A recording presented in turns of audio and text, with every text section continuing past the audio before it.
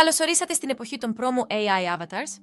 Η δημιουργία βίντεο παρουσιάσεων έχει εξελιχθεί σημαντικά και τα avatars από την RM Group παίζουν έναν καθοριστικό ρόλο σε αυτή τη διαδικασία. Στην παρουσίαση αυτή θα εξερευνήσουμε πώς μπορείτε να αξιοποιήσετε τα avatars για να ενισχύσετε την ποιότητα και την αποτελεσματικότητα των βίντεο σας.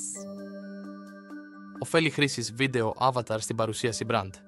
Ένα βίντεο με promo AI avatar μπορεί να προσδώσει μια προσωπική νότα στην παρουσίαση του brand, διευκολύνοντας την ταύτιση με το κοινό. Οι εκφράσεις και οι κινήσεις του avatar μπορούν να ενισχύσουν το συναισθηματικό μήνυμα της παρουσίασης, κάνοντας την πιο αξέχαστη.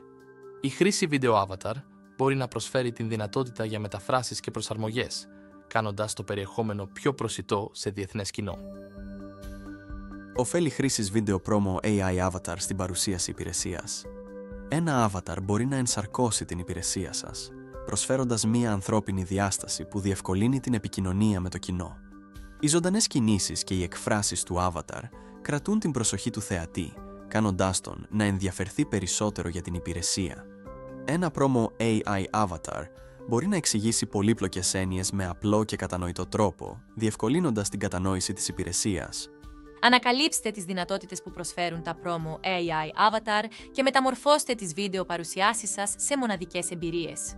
Επικοινωνήστε με την RM Group για τη δημιουργία του δικού σας promo AI avatar.